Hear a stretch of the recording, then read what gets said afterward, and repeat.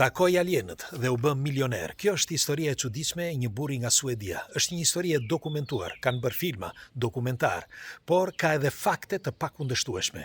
Por përpara se ta filloj këtë ligjërat, doja që t'ju pyesja. Një pyetje e thjeshtë. Nëse ti do të takoje një specie jo njerëzore, pra aliene ose jashtëtoksore, çfarë do t'i kërkoje, një gjë që do t'i kërkoje, kush të vjen ndërmend, çfarë gjëje të vjen ndërmend që ti i kërkon? Pak sekonda, sepse tani do t'ju them që kjo histori është historia e vetme e një njeriu që në vend që të kërkonte atë që kërkojnë të gjithë, me një fjalë që të shikoj një botë tjetër, apo të shikoj diçka tjetër, ai u kërkoi vetëm një gjë, se si të bëhesh i pasur, dhe ja arriti, u bë milioner.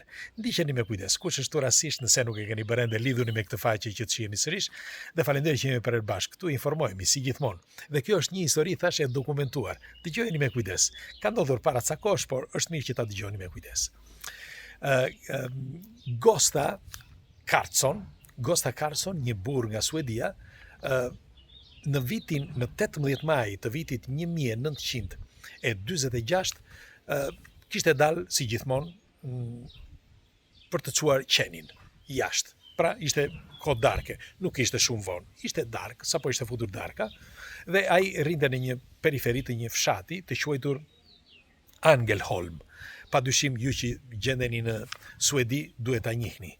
Dhe Angelholm nuk është shumë i madh, por në periferi aty ku rrinte ky, ka një pyll të vogël. Dhe Gosta Karlsson, që mund ta gjeni dhe ju, shkoi afër pyllit. Si gjithmonë, jo se shkoi në pyll, por shkoi afër pyllit si gjithmonë sepse teksa shëtiste qenin.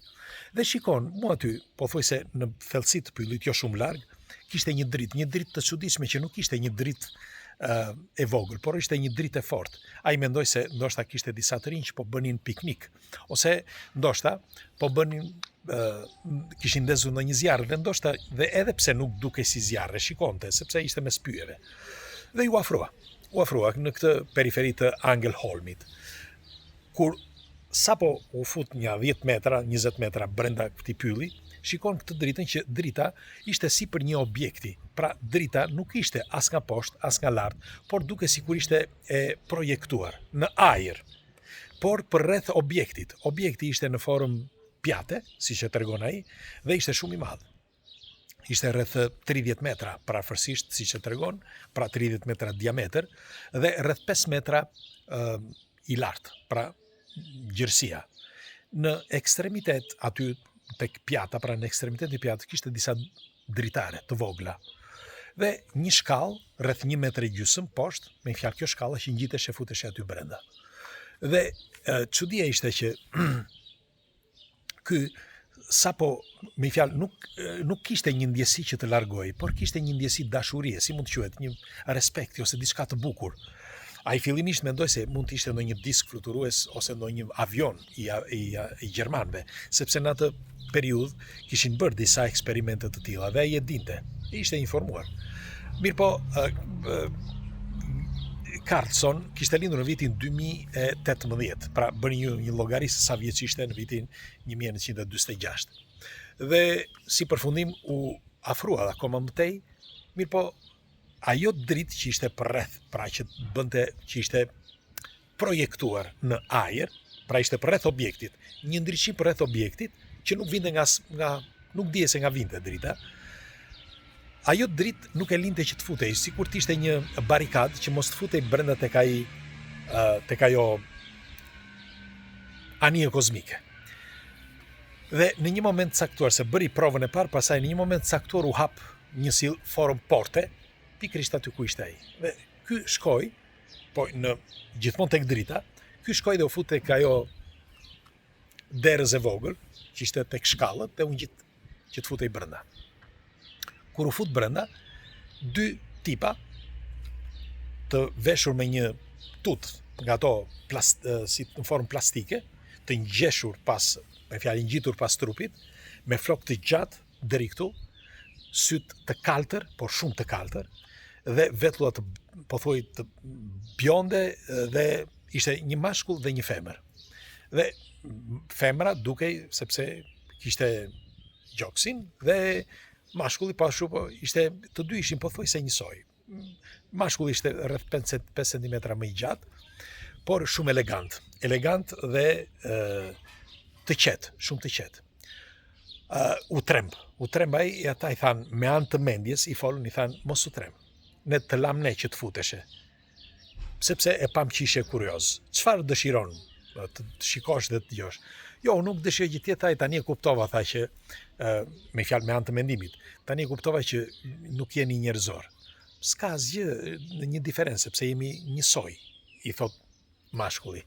Dhe ky i thot gjën që unë dua vetëm diçka, thot. Vetëm të bëj një punë, thot, që t'jemi pasur, nuk kërkoj lek, që t'jepnin lek kesh. Të bëj një punë, thot, që t'jemi pasur, asgjë tjetër, thot, nuk dua gjë tjetër, sepse kam dëgjuar shpesh, thot, që disa takojnë jashtëtoksor, takojnë juve, me fjalë takojnë alienët. Por e di, thot ai, thoshte ai, në atë kohë, që askush nuk ka kërkuar një gjë të tillë, dhe ndoshta nuk është legjitime, por unë këtë dëshiroj. Dakor, i thanë ata. Do ta plotësojmë ne dëshirën dhe do të themi se çfarë mund të bësh ti, diçka që nuk ekziston në planetin Tokë. Dhe kështu doli. Ata që atë ditë, me një fjalë, kanë ndenjur kohë të tëra, i mendonte se kishte ndenjur rreth një orë, pra gjysmore një orë aty tek ajo anije kozmike, por tregohet që ai ndejti, me një fjalë, sipas gjasave, orë të tëra. Dhe si përfundim i treguan se çfarë duhet bënte. Ai duhet bënte një lloj të nxirrte poline, quhet kështu, të ato që ose nektari, si mund të quhet, që marrin bletët. Dhe bëri një lloj përzierje, ashtu siç i kishin thënë ata, dhe ishte i vetmi që atëherë dhe vazhdon akoma sot, i vetmi në botë që bën këtë lloj përzierje që përdoret në farmaci. Ende sot. Dhe u bë në një kohë shumë të shkurtër milioner, sepse fillimisht u bë në Suedi. Dhe të gjithë ja merrin aty, disa laboratorë. Pastaj filloi në Evropë dhe pastaj në botë. Dhe shoqëria që ai ka ende sot gjendet shoqëria, ndonse Gosta vdiq në vitin 2003. Por ai u bë milioner në një kohë, thash, shumë të shkurtër. Tani, ajo që ishte më e çuditshme ishte fakti që ai me këta udhëtoi edhe në planete të tjera. Kaluan ditë dhe ata e thërrisnin me anë të mendimit, si thot ky. Dhe e ka shkruar, thash, edhe libra, ka bërë dokumentar për këtë, dhe si përfundim shkoi në disa planete, por njëri nga këta planete i bëri shumë përshtypje, sepse ata e merrnin dhe e çonin ku dëshironte ai, ose ndonjëherë dhe ata që t'i tregonin me fjalë zhvillimi që kishte bërë një planet apo një tjetër. Ishte një planet që thoshte ky që ishte njësoj si planeti Tokë. Ishte te jetë i madh, thoshte ky, pothuajse i pafund, sepse unë kur vija, thot, në planetin Tokë, thot, së bashku me ta, kalonim, thot, në një urë dimensionale, kështu quhet, dhe e shikoja, thot, nga sipër që nuk ishte i njëjtë, thot, planeti ynë, thot, me planetin që shkova, thot, ai që më pëlqeu, që kam shkuar 3 herë, thot, atje, sepse ky planet i madh ishte gjigant, por kishte një teknologji te jetë, dhe ishin pothuajse si njerëzit, pra sepse nuk më lanë që të shkoja poshtë ai në njerëzim, por e shikonin vetëm nga sipër.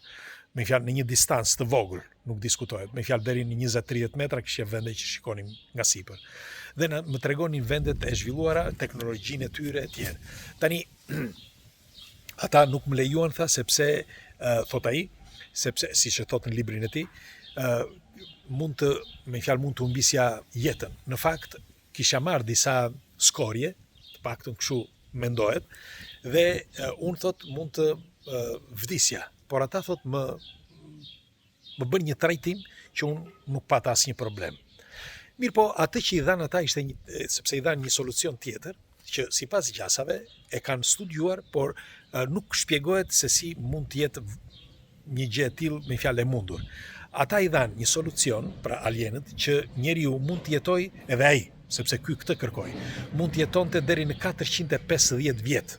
Pra ky nuk e përdori këtë lloj solucioni, por më vonë, pas vdekjes së tij, pra pas vitit 2003, e analizuan dhe ka gjasa, sipas analizave të laboratorëve, që është e vërtetë që ai solucion që kanë dhënë, që ka ky, sepse nuk kanë parë alienët, kanë parë këtë solucionin që ky ka përgatitur, që ja thanë alienët, mund të çojë, pra, njeriu që mund të jetojë deri në 450 vjet. Çfarë bën ky solucioni?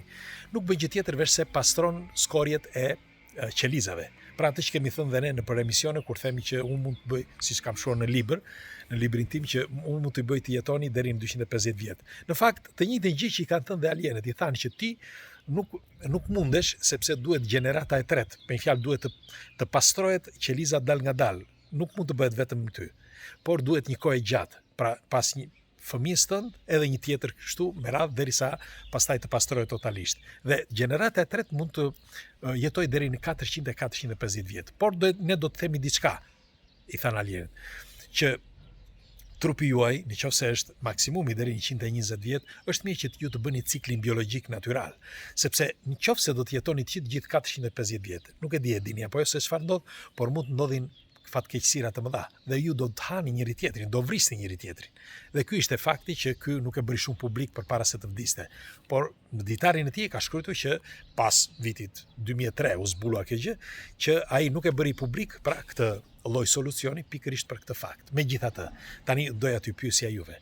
Në qoftë se e përsëris fjalën e parë, në qoftë se ju do të takonit një specie jo njerëzore, çfarë do t'i kërkonit? Çfarë do t'i kërkonit ju? Para, të bënit famshëm, apo të shkoni në një botë tjetër, në një dimension tjetër, në një vend tjetër më të civilizuar, ju çfarë do t'i kërkonit? Unë e kam në mendje, por nuk po ja them këtu, do ja shkruaj me koment. Kështu që pres komentet tuaja çfarë mendimi keni, dhe nëse do vinë alienet, ku doni që t'i gjendeshi dhe çfarë do t'i kërkonit? Pres, hajde, kalofshi një ditë të bukur dhe suksese. Kur do t'i bëni pushimet këtë vit mo? A do bëni pushime? Hajde, ju përqafoj, shpresoj që takohemi, se do lëvizim, duke filluar nga java tjetër, do fillojmë që të lëvizim me familje, dhe shpresoj të gjendemi në një vend që të kryqëzohemi dhe të pimë në një kafe bashkë. Ju përqafoj. Hajde, kalofshi bukur.